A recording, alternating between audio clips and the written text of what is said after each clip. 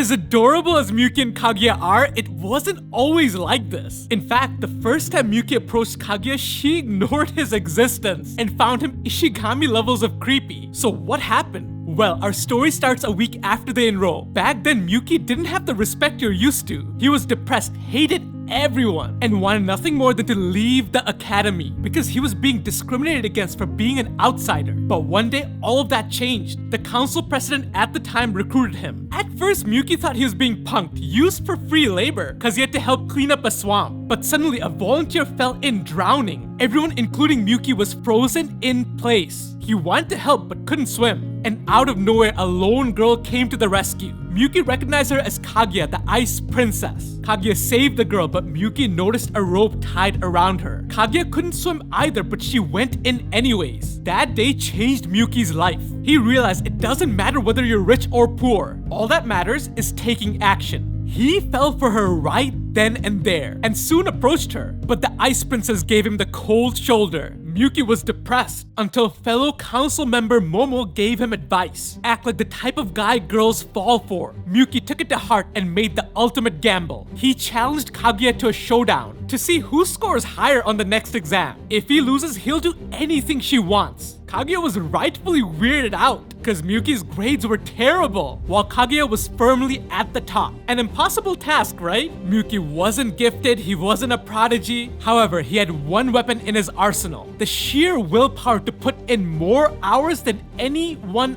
else, with a goal in mind: to become a man who can stand alongside Kaguya. And the mad lad did it, shaking the entire school and claiming #1. And he was not done yet. He stole the title of student council president after a bloody battle. They could no longer ignore him. Miyuki elected both Chika and Kaguya into the council. And while his accomplishments are impressive, it wasn't enough to win Kaguya's affection. The Ice Queen believed all humans were ugly. They all wanted something, a lesson she learned early as a Shinomiya. That's why Kaguya kept her distance from everyone. So she set out on a mission to expose the evil within Miyuki. But no matter how hard she looked, she found nothing. Finally, having to admit that there really were good people. He changed the way she looked at the world. And after spending countless hours together, for the first time in her life, Kaguya fell in love. Slowly, a desire grew within her. A desire to change. A desire to be normal. And with 2 months of trial and error, the Ice Princess thawed into the Kaguya we all adore. From here, we start the events of Season 1. Neither of them knew their feelings were mutual, and their pride kept them from confessing, thinking, oh, it's only a matter of time until the other confesses. Which brings us to what I like to call the tsundere paradox. What happens when you put two tsunderes in the same room for half a year? Abso-freaking-lutely nothing. Finally, their frustrations reach a boiling point. Instead of thinking, oh, the other person will fall for me, they go full degenerate mode, swearing they'll make the other confess. And so begins the battle of love. You have the cat ears episode, the one where Kaguya can't stop laughing at wieners, Miyuki giving horrible love advice, which somehow works out. But the real beauty is how much we learn about our duo. We get to see the good, their talents, why they command respect. But we also get to see why they're anything but perfect. How Miyuki puts his all into studying, so he's terrible at everything else. Can't play volleyball, can't speak French, negative hand-eye coordination. And whenever he can't do something, he feels weak, like he doesn't belong. So he goes to great lengths to learn, trying to keep up his quote-unquote perfect image. I'm sure poor Chika would agree. Kaguya is also insecure, but for different reasons. She gives us a big clue during one of her murderous rants, mentioning how Chika steals everything she wants. And what does Kaguya want? Like we said, she wants to be normal. Chika has no problems with that, although you might disagree. But Chika eats what she wants, has a loving family, acts cute without being embarrassed. All of the things Kaguya craves so badly. And it really hurts because Kaguya is trying her best. Like when she puts on cat ears, does her nails. They're all attempts at being normal. But her efforts are mixed in with doubt. For example, when she puts on the cat ears, she feels it would suit Chika better. She wonders if Miyuki ignored her nails because she's not cute, which is ridiculous. Because sick Kaguya is the most precious creature on the face of the planet. And she's also important to the story because in her moment of rare vulnerability, she admits to everything. Things that normal Kaguya would never say. How she feels like she's messing up. How this is all new to her. She doesn't know what she's doing, but she's trying her best in the only way she knows how. And how do the Shinomias operate? They scheme, and Kaguya is no different. In the battle of love, she's always the aggressor. She planted the movie tickets, the psychology test, killed Miyuki's phone. None of this is a coincidence. As the term ends, it's time for summer break, and arguably the biggest turning point for their relationship. But things don't start off great. Without the council, Kaguya and Miyuki never see each other, making them miserable. However, things start to look up. Kaguya has plans to go shopping, watch fireworks, stuff she's been looking forward to as a child. However, all of that goes out the window when the Shinomiya shut it down. Kaguya reaches her breaking point feeling helpless. Here, Kaguya compares herself to a Japanese doll, which is brilliant because like a doll, Kaguya had to be presentable at all times. But a doll has an owner, and Kaguya felt the Shinomiyas owned her. In this life, she'll never be free to do what she wants. However, with Hayasaka's help, Kaguya takes a leap of faith and defies her family. She desperately attempts to meet her friends, but things don't work out. She doesn't make it in time. As Kaguya sits in an empty alleyway crying her heart out, Miyuki comes to the rescue. And for the first time in her life,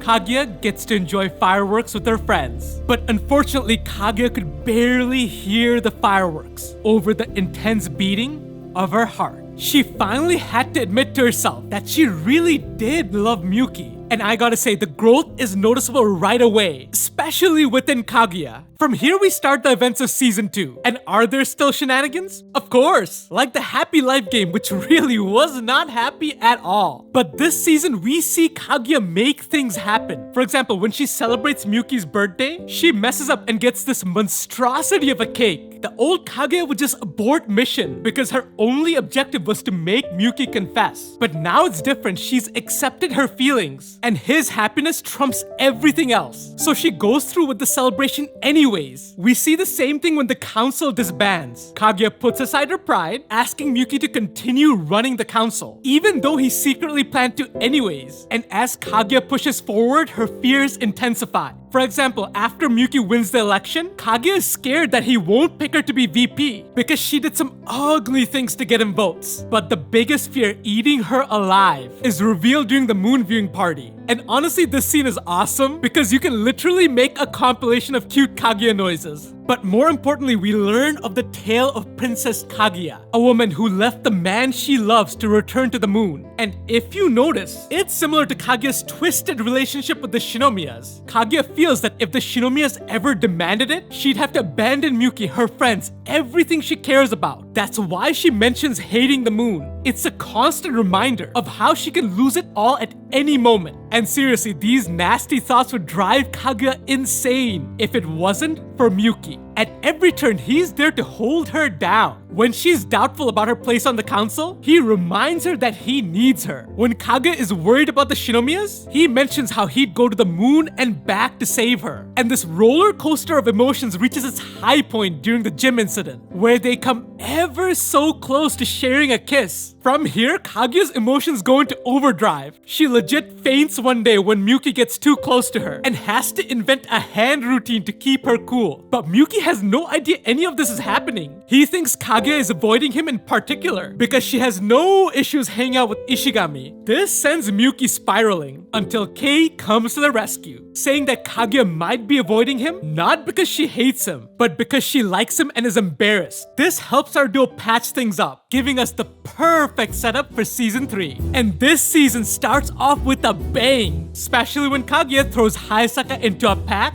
of hungry men. This is the one where Miyuki is tricked into attending a mixer and Kaguya forces Hayasaka to keep watch. But they end up bonding, allowing Hayasaka to get some well-deserved payback. Leading up to the wrap episode, Hayasaka is convinced in order to be loved, you need to put on a mask. But Miyuki disagrees and Hayasaka calls him out because he's no different. He's also putting on the mask of being perfect in order for Kaguya to like him. So Miyuki learns how to rap to send a message, telling Hayasaka that he's not wearing a mask. He's emulating the person he wants to be, his ideal self, and giving it his all every day to become that person. person. Actions always speak louder than words. And him showing Hayasaka his terrible rap, followed up by the improvement, is him explaining how he's always striving to be better. He's not trying to fake it till he makes it. He's trying to fake it till he becomes it, which was the goal from day one, to become a man who can stand alongside Kaguya. On the other hand, Kaguya is paranoid. Even though nothing happened, Miyuki still left the mixer with Hayasaka, zero hesitation. Kaguya wonders if he's losing interest, and this becomes worse when Ino points out that going to a karaoke room with a girl is 100% cheating. Maki does not make it any better, teasing Kaguya about how Miyuki called her cute, so Kaguya tests his feelings using the 100 yen game. Miyuki sees right through it. Still, he takes the time to clear things up. And honestly, the misunderstandings could go on forever. But after the parent-teacher conference, everything changes. We learn that Miyuki will soon go to Stanford. His time with Kaguya is limited. He had to make it count. So he made up his mind. Soon they'll have the cultural festival. If Kaguya doesn't confess to him by the last day, he'll confess to her.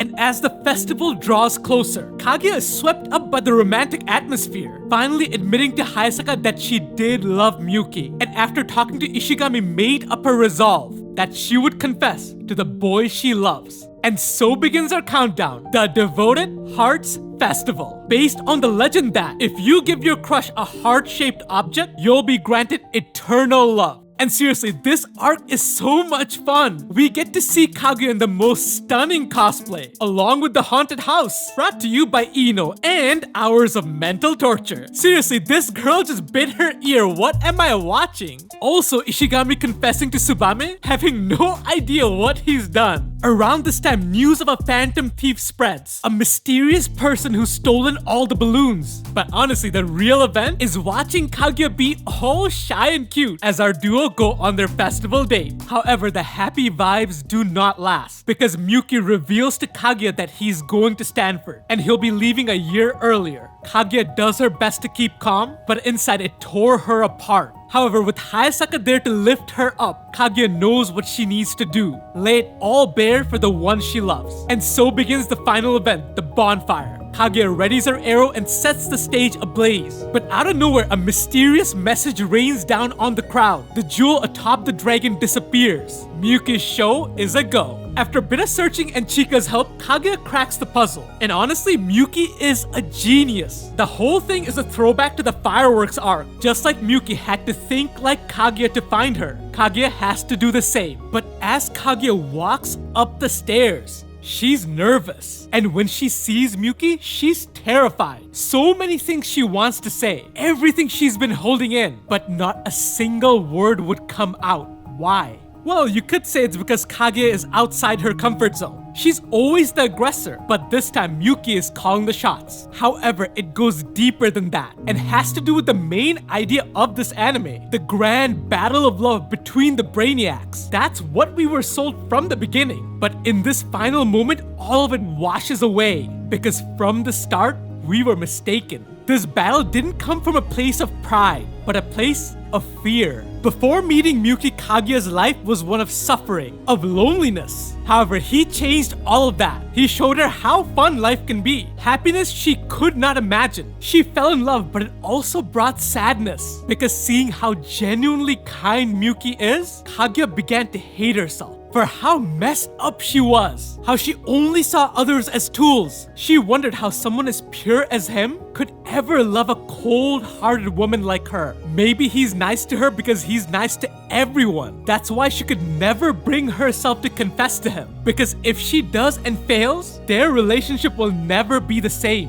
Miyuki's struggles are similar. Being with Kaguya was never a possibility. She was a Shinomiya, the royalty of Japan. He was a nobody. She was top of her grade, talented at everything. He was bottom of the barrel, talented at nothing. To ever have a shot, he needed to be her equal. That's why he could never confess. Because if he failed, he'd never bridge that gap. However, none of these hang-ups matter when Miyuki presses a button, landing the jewel on top of the flame, conjuring up absolute magic. Heart-shaped balloons as far as the eye can see. A picture is worth 1,000 words. And these hearts were all the words Miyuki could not say. But he did have the words to make the request of a lifetime for Kaguya to come to America with him, followed by a kiss I've been waiting so long to see. proving without a doubt that this is one of the best written romances in anime history. But hey, that's just my take. I'd love to hear from you down in the comments below.